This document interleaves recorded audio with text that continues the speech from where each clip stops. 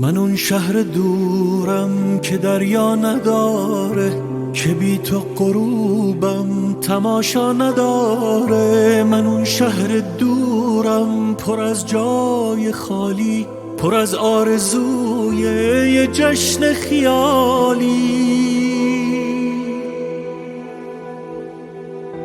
چقدر فکر کردم به دلبستگی هم، به یه خواب راحت واسه خستگی هم، با یه بالش پر پر از آرزوها. چقدر فکر کردم به پرواز قوها.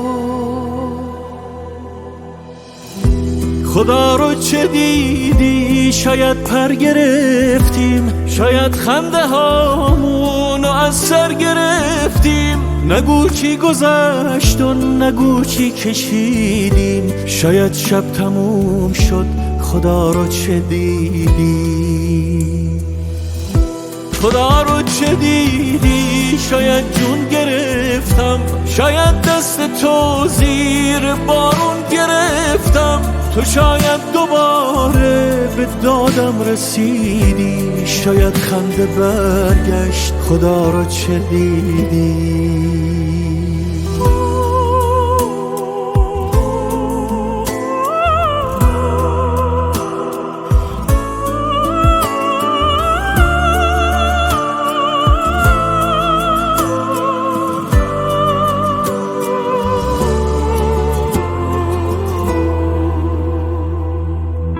من اون شهر دورم که بغضش شکسته، که دلتنگی راه نفسهاشو بسته. خیابون خیابون پر از انتظارم، تو نیستی و راهی به جایی ندارم.